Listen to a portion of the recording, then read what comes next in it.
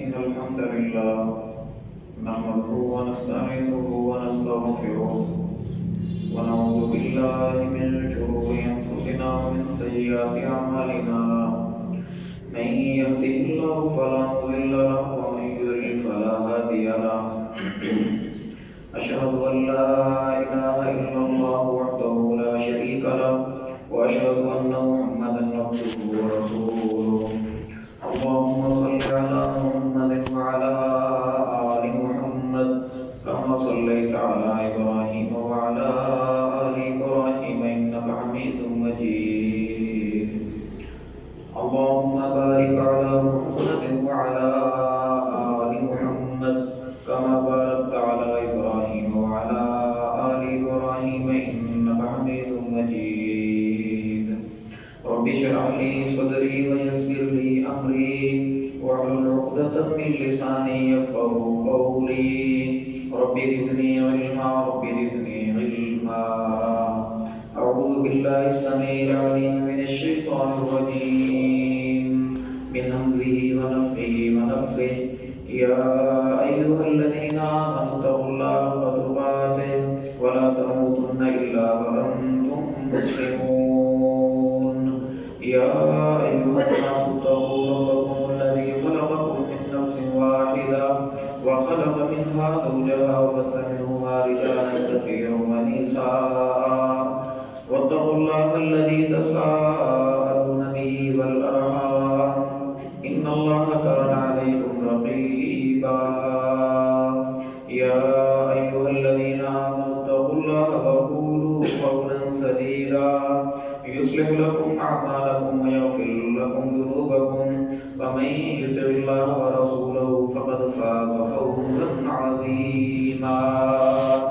أما بعد فإن خير الحديث كتاب الله وخير الهدي هدي محمد صلى الله عليه وسلم وشر الأمور محدثاتها وكل محدثة بدعة وكل بدعة ضلالة وكل ضلالة في النار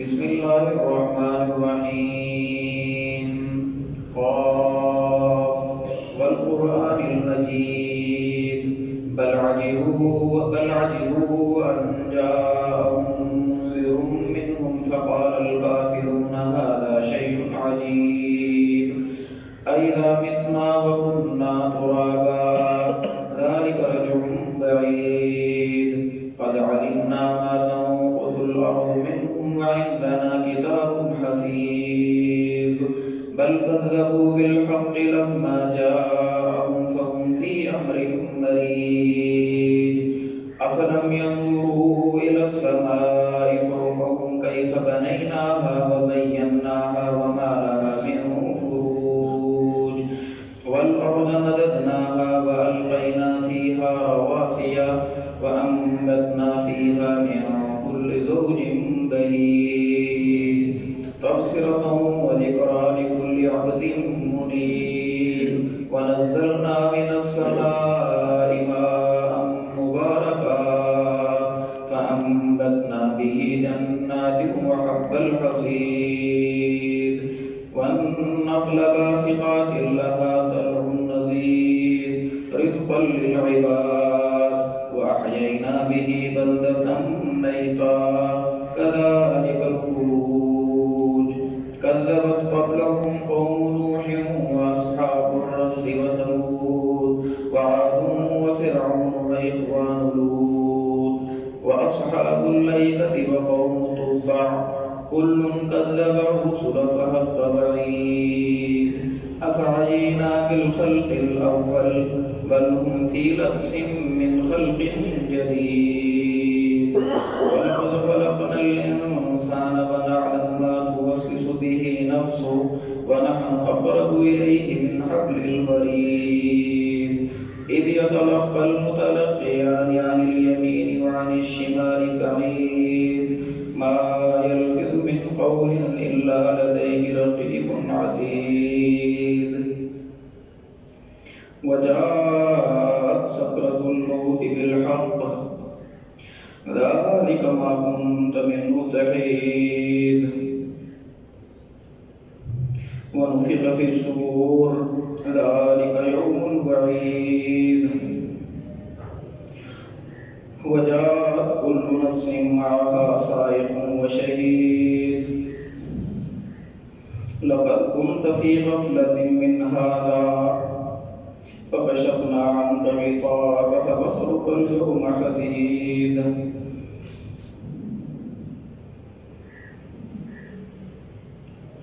وقال قرينه هذا ما لدي عتيد ألقيا في جهنم ألقي في جهنم كل كفار عنيد مناع للخير معتد مريب الذي جعل مع الله إلها آخر فألقياه في العذاب الشديد قال قرينه ربنا ما أطغيته ولكن كان في ضلال بعيد قال لا تختصموا لدي وقد قدمت إليكم بالوعيد ما يبدل القول لدي وما أنا بظلام للعبيد يوم نقول لجهنم هل امتلأت وتقول هل من مزيد وأزلفت الجنة للمتقين غير بعيد هذا ما توعدون لكل أواب حفيظ من خشي الرحمن بالغيب وجاء بقلب منيب ادخلوها بسلام ذلك يوم الخلود لهم ما يشاءون فيها ولدينا مزيد وكم أهلكنا قبلهم من قرن هم أشد منهم بطشا فنقبوا في البلاد هل من محيص إن في ذلك لذكرى لمن كان له قلب أو ألقى السمع وهو شهيد ولقد خلقنا السماوات والأرض وما بينهما في 6 أيام وما مسنا من لغوب فاصبر على ما يقولون وسبح بحمد ربك قبل طلوع الشمس وقبل الغروب ومن الليل فسبحه وأدبار السجود واستمع يوم ينادي المنادي من مكان قريب يوم يسمعون الصيحة بالحق ذلك يوم الخروج إنا نحن نحيي ونميت وإلينا المصير يوم تشقق الأرض عنهم سراعا ذلك حشر علينا يسير نحن أعلم بما يقولون وما أنت عليهم بجبار فذكر بالقرآن من يخاف وعيد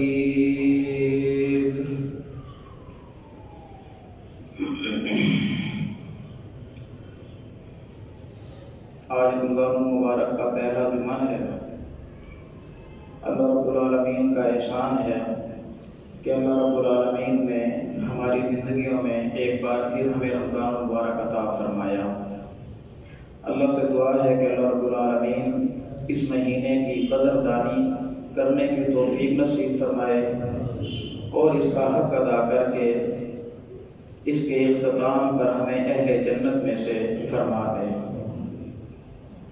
یہ سورۃ قاف میں نے آپ کے سامنے اس کی تلاوت کی ہے محض اس لیے تلاوت کی ہے کہ آج رمضان مبارک کا پہلا خطبہ ہے اور رسول اللہ صلی اللہ علیہ وآلہ وسلم کی سنت مبارکہ ہے کہ آپ صلی اللہ علیہ وسلم جمعے والے دن منبر پر خطبہ جمعہ کے بعد اس سورت کی پوری تلاوت کیا کرتے تھے کثرت کے ساتھ صحیح مسلم میں آتا ہے کئی ایک صحابیات نے منبر پر رسول اللہ علیہ السلام سے یہ سورت فقط سن کر زبانی یاد کر لی تھی اس سے اندازہ ہوتا ہے کہ آپ صلی اللہ علیہ وسلم اس سورت سے بے حد محبت کرتے تھے اور اپنے اکثر جمعات میں خطبے میں اس پوری سورت کی تلاوت فرماتے تھے تو تو اس سنت پر ہم نے عمل کیا۔ اللہ رب العالمین سے دعا ہے کہ اللہ رب العالمین اس سنت پر عمل کو اپنی بارگاہ میں شرف قبولیت سے نوازے۔ اس کے بعد ہم اپنا سلسلہ اسی کو آگے جاری کرتے ہیں۔ سیرت نبوی کے حوالے سے ہماری بات چل رہی تھی۔ گزشتہ جمعہ ہماری بات یہاں تک پہنچی تھی کہ سن 7 ہجری غزوہ خیبر کے بعد نبی کریم علیہ الصلوۃ والسلام ابھی خیبر والوں کو، یہودیوں کو شکست دے کر مدینہ واپس آ رہے تھے۔ اس دوران کے ہم نے آپ کو کچھ عام واقعات بیان کیے تھے۔ ابھی خیبر کو فتح کر کے خیبر سے نکلے نہیں تھے کہ 2 خوشخبریاں اللہ رب العالمین نے عطا فرمائی تھیں۔ ایک خوشخبری آپ صلی اللہ علیہ وسلم کو یہ دی تھی کہ جعفر ابن ابی طالب رضی اللہ عنہ، جو رسول اللہ علیہ السلام کے چچا زاد بھائی ہیں اور پہلے مہاجرین میں سے ہیں، ہجرت کر کے حبشہ گئے ہوئے تھے۔ ان کا قافلہ اور ان کے ساتھ ابو موسیٰ اشعری رضی اللہ عنہ کا گروہ، یہ بندے پورا لشکر یہ خیبر میں پہنچا۔ نبی کریم علیہ السلام نے ان سے مل کر خوشی محسوس کی اور آپ صلی اللہ علیہ وسلم نے فرمایا، جعفر آپ سے مل کر دل اتنا خوش ہے، سمجھ میں نہیں آتا کہ خیبر کی فتح کی زیادہ خوشی ہے یا آپ سے ملاقات کی زیادہ خوشی ہے۔ 15 سال کے بعد ملاقات ہوئی ہے اور یہ ملاقات بھی انہونی ملاقاتوں میں سے ہے۔ جب یہ ہجرت کر کے گیا تھا قافلہ تو اس وقت یہی طے کر کے گئے تھے کہ اب ملاقات جنت میں ہوگی، دنیا میں ملنا مشکل ہے۔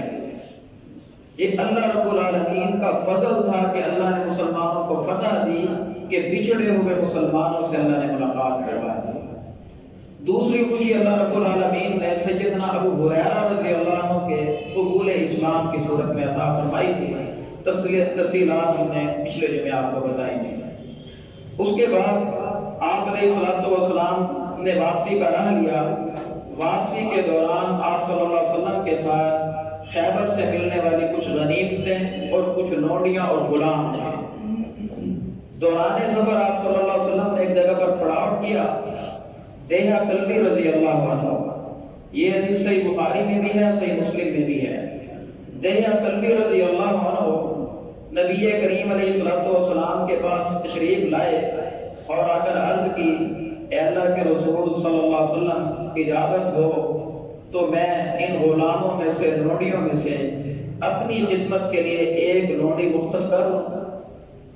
نبی کریم صلی اللہ علیہ وسلم کو اختیار تھا کہ کسی کو خاص الخاص کوئی تحفہ عطا فرما دیں تو آپ دے سکتے تھے، حدیث صحیح ہے۔ آپ صلی اللہ علیہ وسلم نے دیہہ کلبی رضی اللہ عنہ سے کہا، ہاں دیہہ، آپ جاؤ غلاموں میں جو آپ کو پسند ہے اپنی مرضی کی ایک لونڈی، ایک باندی اپنے لیے خاص کر لو۔ بطور تحفہ آپ صلی اللہ علیہ وسلم نے دیہہ کے مطالبے پر آپ نے ان کو انکار نہیں کیا۔ دیہہ کلبی رضی اللہ عنہ کے تعارف کے حوالے سے پہلے بھی ہم نے کئی دفعہ بتایا، یہ وہ عظیم صحابی ہیں کہ جبریل امین علیہ السلام سید الملائکہ جب بھی رسول اللہ علیہ السلام کے پاس انسانی شکل میں آتے تھے تو دیہہ کلبی کی شکل میں آیا کرتے تھے۔ تو دیہہ کلبی رضی اللہ عنہ کو نبی کریم صلی اللہ علیہ وسلم نے اجازت دی، اب مال بہت سارا ہو، اجازت مل جائے، اس میں سے بندہ کون سی چیز چنتا ہے، ہلکی یا سب سے عمدہ؟ سب سے عمدہ چنتا ہے، یہ بندے کا مزاج ہے۔ دیہہ کلبی رضی اللہ عنہ غلاموں لونڈیوں میں گئے، لونڈیوں میں سے بنو نذیر اور بنو قریظہ کے سردار حیی بن اخطب کی بیٹی صفیہ بنت حیی بن اخطب جو بعد میں مسلمان ہوئی، ام المومنین بنی رضی اللہ عنہا، ان پر ہاتھ رکھا اور ان کو لے کر اپنے لیے خاص کر لیا، ان کو اپنے لیے خاص کر لیا۔ صحابہ کرام رضوان اللہ علیہم اجمعین نے دیکھا، دیہہ کے کام دیکھو، جو سردار کی بیٹی ہے اور سب سے عمدہ اس مال غنیمت کا سب سے عمدہ جو مال ہے وہ دیہہ نے اپنے پاس رکھ لیا۔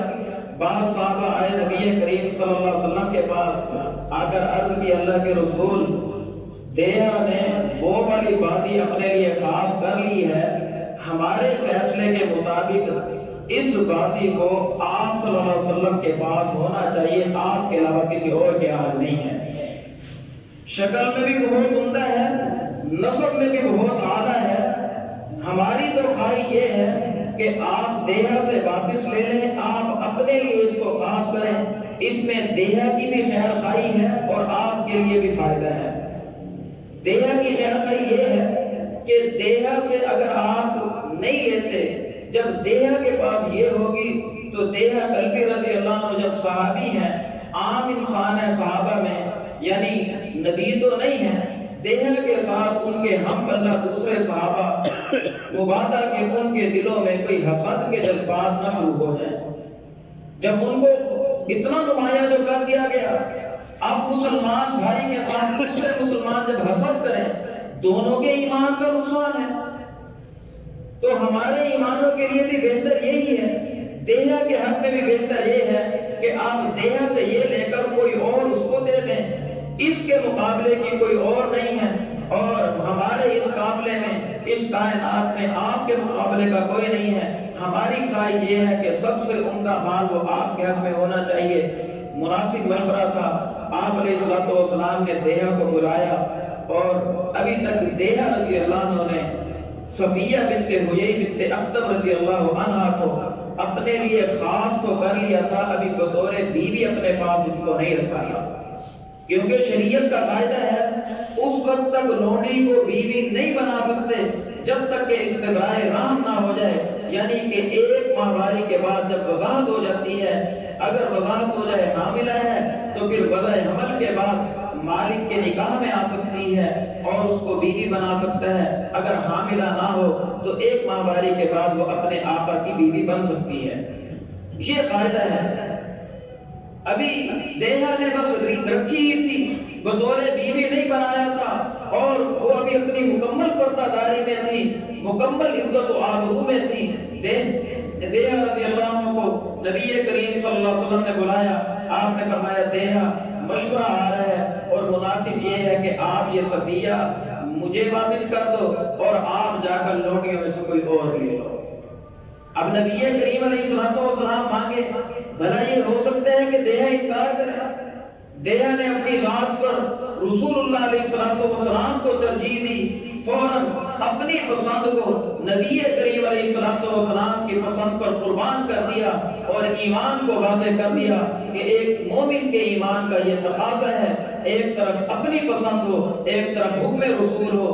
مومن وہ ہوتا ہے جو اپنی پسند کی قربانی دیتا ہے، حکم رسول پر سب تسلیم خم کرتا ہے۔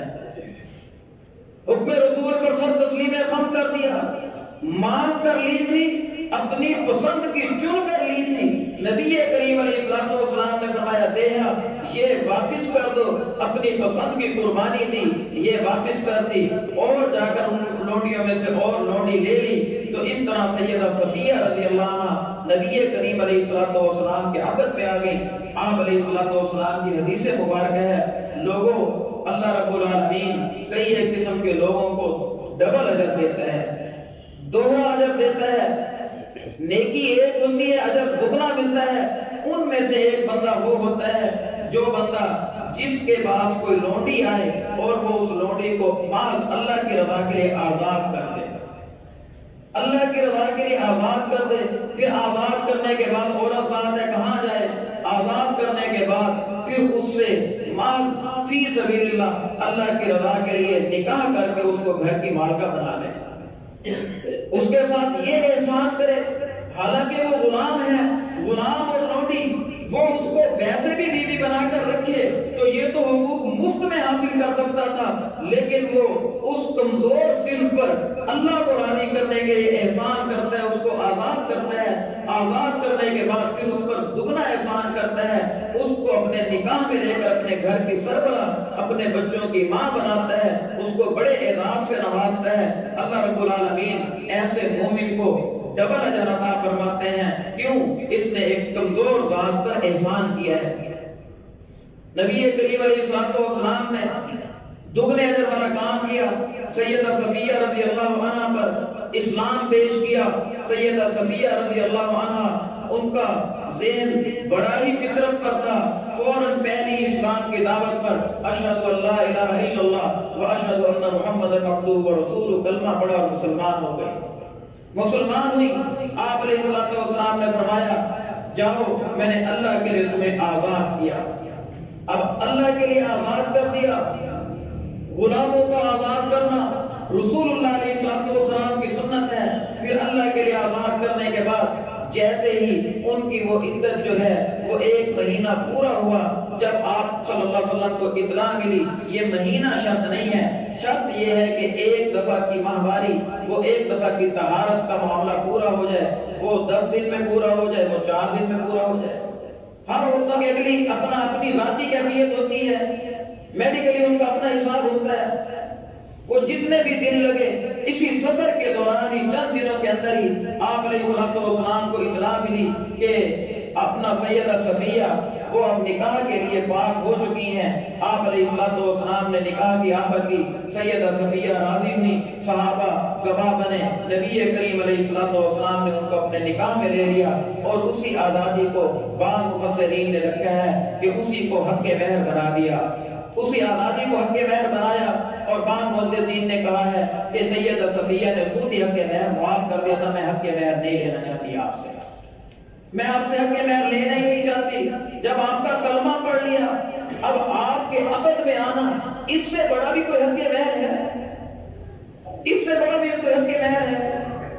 تو اس طرح سیدہ صفیہ رضی اللہ عنہ دوران سفر خیبر سے واپسی پر ایک جگہ پر پڑاؤ کیا۔ ام سلیم رضی اللہ عنہ کو نبی کریم علیہ السلام نے فرمایا جاؤ صفیہ کو تیار کرو، بطور دلہن ان کو تیار کیا گیا۔ تیار کرنے کے بعد دوران سفر ایک جگہ پر خیمہ لگایا گیا۔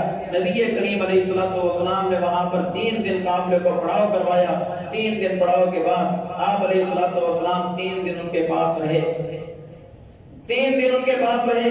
اس طرح یہ سیدہ صفیہ خیبر کے موقع پر مسلمانوں کو ملی، اور جب نبی کریم علیہ السلام میں نکاح میں آ گئی تو اہل ایمان کی ماں بنی، ام المومنین کا لقب پایا رضی اللہ عنہا۔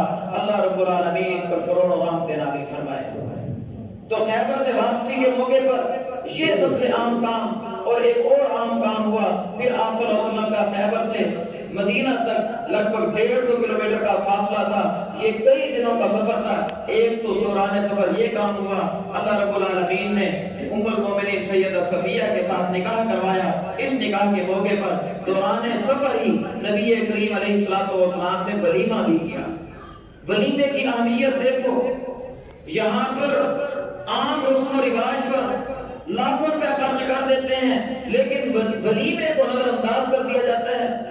نبی کریم علیہ السلام نے ولیمے کو اہمیت دی، اور دوران سفر آپ نے ولیمہ کیا، جو اپنے پاس تھا وہ بھی آپ نے دیا، اور باقی ولیمہ کتنا سادہ کیا۔ آج ہماری شادیاں بھی ہوتی ہیں، نوجوانوں کی عمریں ضائع ہوتی رہتی ہیں، اور شادیاں ہم اپنے رسم و رواج کو پورا کرنے کے لیے ہم شادیاں لیٹ کرتے رہتے ہیں۔ نبی کریم علیہ السلام نے شادی کو اتنا آسان بنایا، دوران سفر ہی شادی کر لی، ولیمہ بھی دوران سفر ہی کر لیا۔ ولیمہ کیا ہے؟ صحیح ہے کہ حدیثیں پڑھیں، ایسا سادہ اور اتنا شاندار ولیمہ نبی کریم علیہ السلام کے پاس جو تھا وہ بھی لے آئے، اور اس کے علاوہ آپ نے صحابہ سے کہا جس کے پاس کھانے پینے کی جو چیزیں لے آؤ، دوران سفر ولیمہ ایسا ہی ہوتا ہے۔ ایک بڑا چمڑے کا دسترخوان بچھایا گیا، صحیح مسلم کی حدیث میں ہے چمڑے کا بڑا دسترخوان تھا، اب وہ برابر سیدھی زمین پر جب بچھایا جائے اس کے اوپر اب سیدھے دسترخوان کے اوپر گھی رکھیں تو وہ تو گھی نیچے جاتا ہے۔ صحابہ کے پاس برتن نہیں تھے، صحیح مسلم کی حدیث بڑے بڑے دلچسپ برتن بنائے، صحابہ نے وہ سیدھا پلاٹ جو تھا اس پلاٹ پہ چھوٹے چھوٹے گڑھے کھودے، پیالے نما چھوٹے چھوٹے گڑھے کھودے جگہ پر ایسے کتار میں، اس کے اوپر وہ چمڑے کا دسترخوان بچھایا۔ جب چمڑے کا دسترخوان بچھا، ان پیالوں کے اندر وہ دسترخوان چلا گیا مٹی کے ان گڑھوں کے اندر۔ پھر صحابہ کرام رضوان اللہ علیہ مجمعین، کسی کے پاس گھی تھا، اس دور میں گھی کا معنی وہ دیسی گھی ہوتا تھا، یہ موجودہ تو اپنا گھی نہیں ہوتے تھے، دیسی گھی جس کے پاس تھا وہ لے آیا، کسی کے پاس پنیر تھا، کسی کے پاس ستو تھا اور کسی کے پاس جاؤ اور کسی کے پاس کوئی اور چیز کھانے پینے کی، کھجور اس وقت تھی، حدیث میں آتا ہے کھجور، جاؤ، ستو، پنیر اور دیسی گھی، یہ ان گھروں میں کثرت کے پیالے بنتے گئے، دسترخوان سجا، اس کے اندر یہ چیزیں مکس کر کے رکھ دی گئیں۔ وہ 1400 صحابہ، آپ نے فرمایا آؤ بسم اللہ، ولیمہ کھایا۔ یہ ولیمہ بھی راستے میں ہوا۔ اللہ رب العالمین اس طرح مسلمانوں کو اس طرح خوشیاں عطا فرماتا ہے جب مسلمان اللہ کی جب قربانی عطا کرتے ہیں۔ قربانیاں دی تھی خیبر کے موقع پر، لہو، جسم، جان، مال سب کچھ اللہ کے لیے پیش کیا۔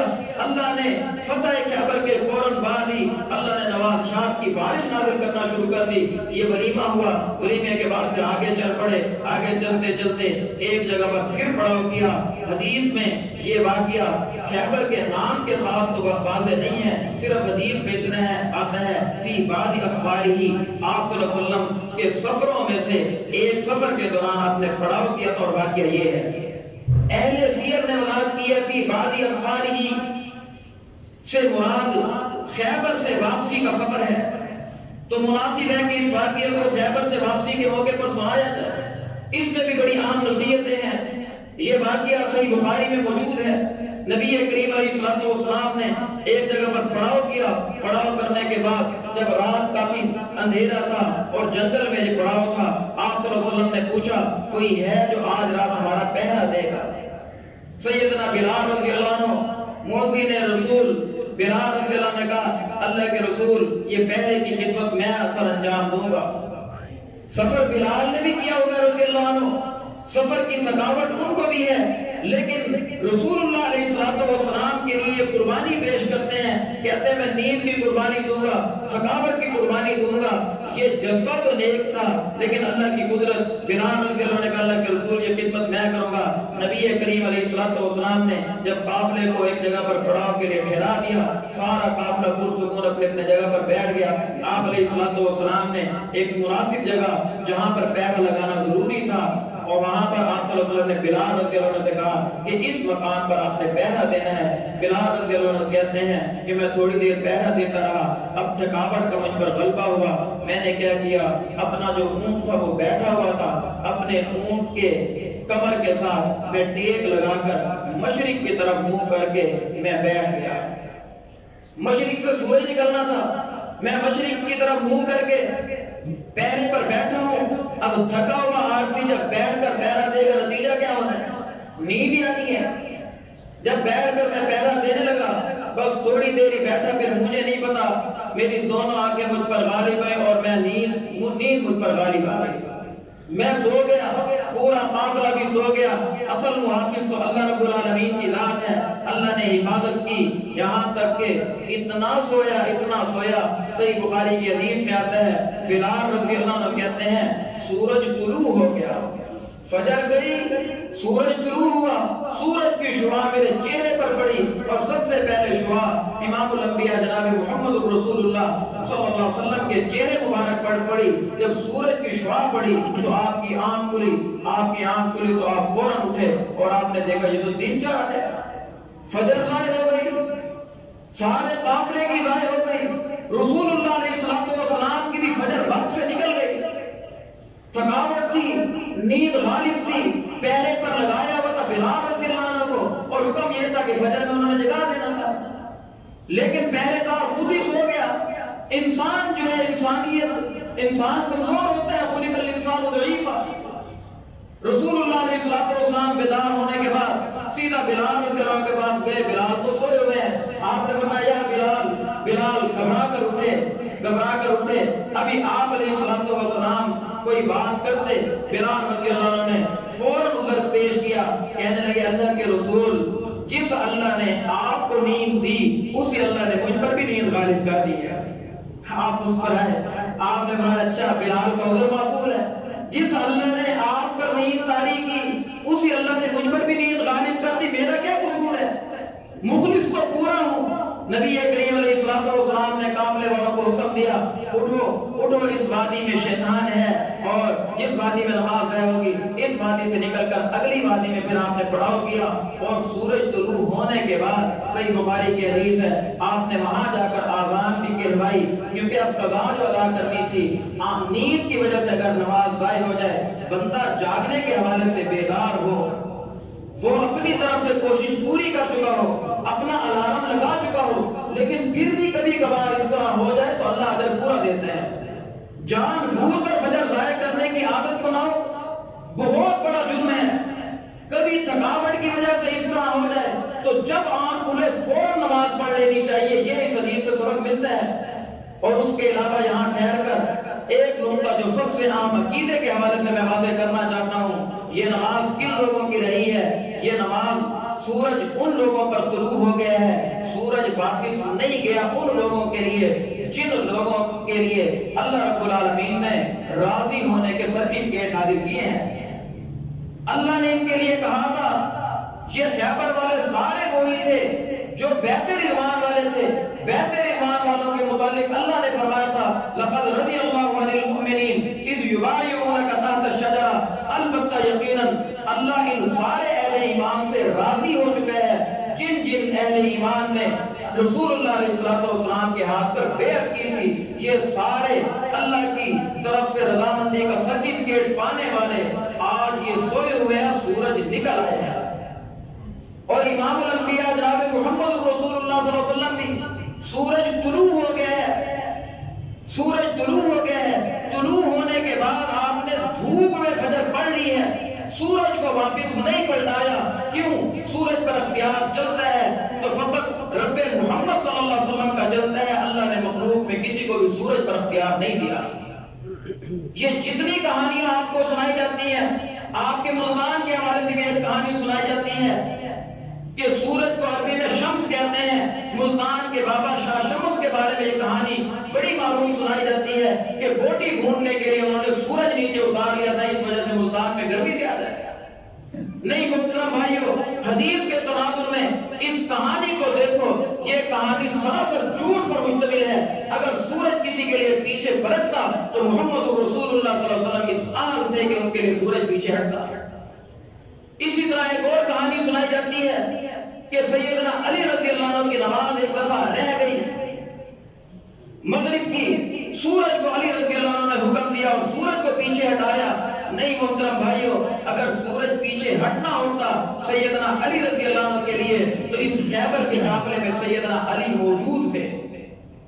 آپ کو خیبر کے واقعات میں ہم نے بات سنائی تھی، علی رضی اللہ عنہ تو خیبر کے فاتح ہیں، انہی کے ہاتھ میں تو جھنڈا دیا تھا نبی کریم صلی اللہ علیہ وسلم نے، علی اسی قافلے میں موجود ہیں۔ صحیح بخاری کی حدیث ہے، علی رضی اللہ عنہ کے لیے حدیث یہ کہتی ہے سورج پیچھے نہیں ہٹا، علی تو دور کی بات ہے، جب علی رضی اللہ عنہ کے نبی محمد رسول اللہ صلی اللہ علیہ وسلم کے لیے پیچھے نہیں ہٹا تو باقیوں کے لیے کیوں ہٹے گا؟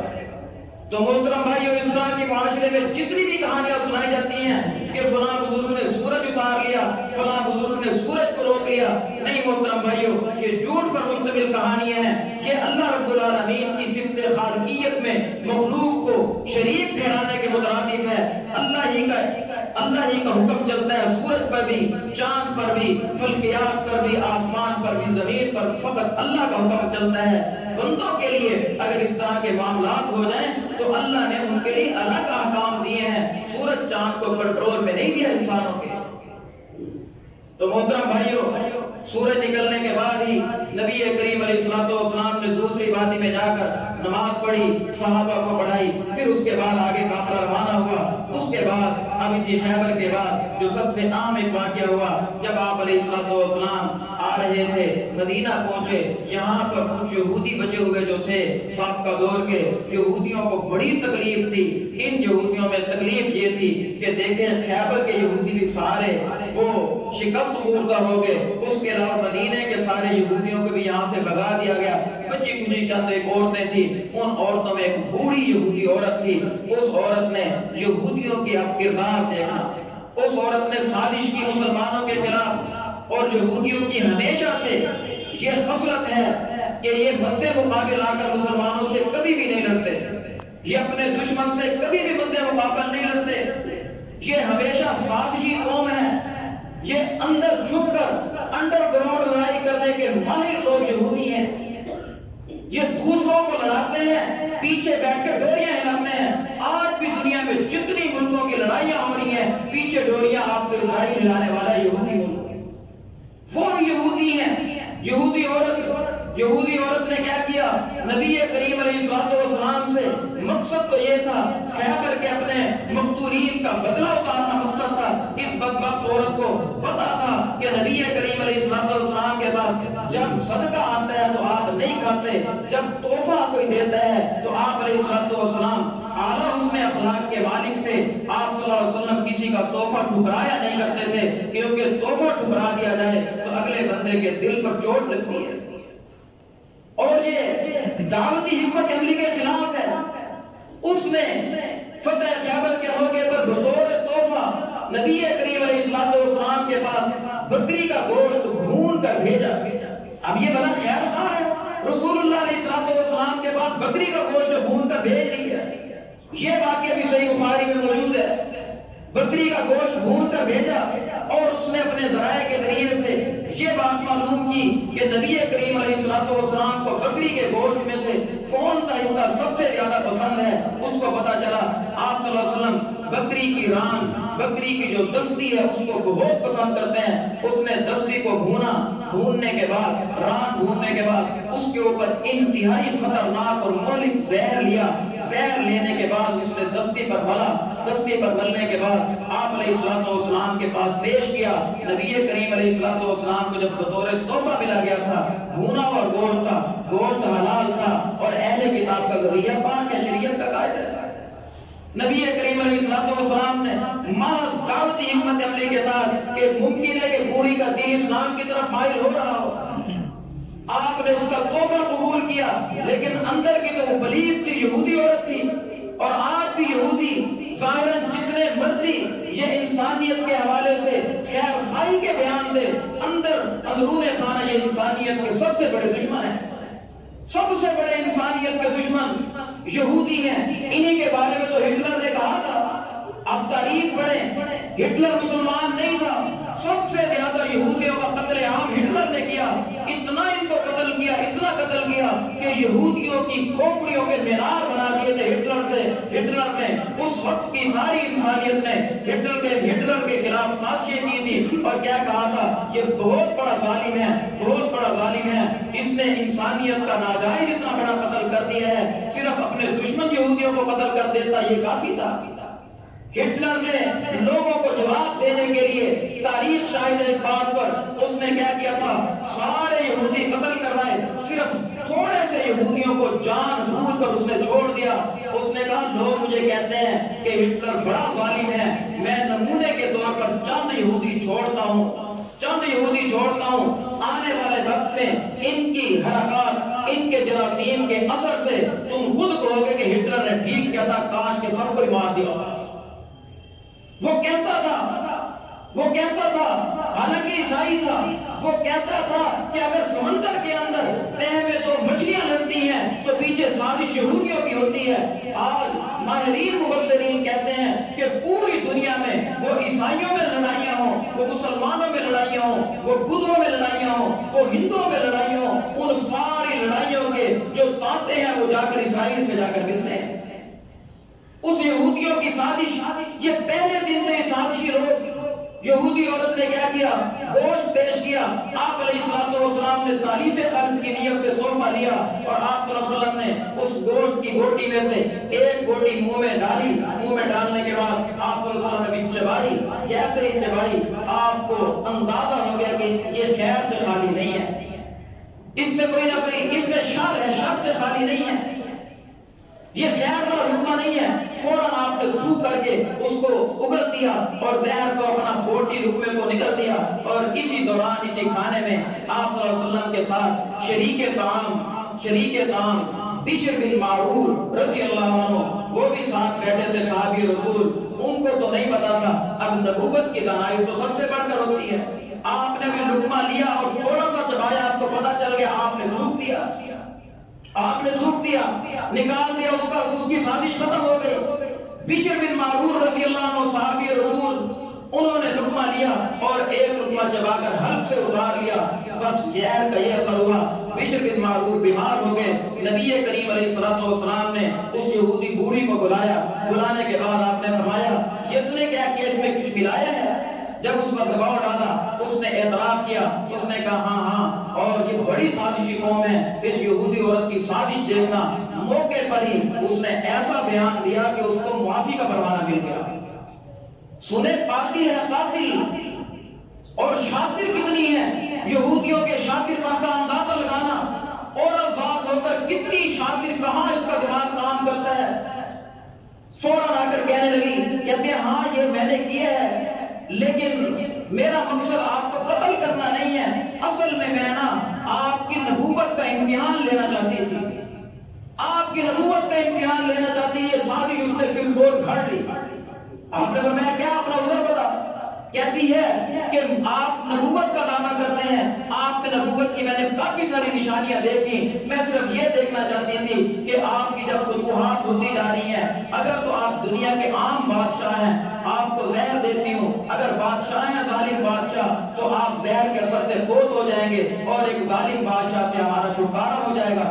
اگر آپ سچے نبی ہیں تو میں نے آپ کو زہر دیا، آپ جیسے چکھیں گے، آپ سچے نبی ہیں تو آپ کو وحی کے ذریعے سے بتا دیا جائے گا۔ وہی اس نے سازش گھڑ دی۔ آپ نے فرمایا بات تو اگر بولنے والی ہے کہ واقعی یہ نبوت کا امتحان لے رہی تھی۔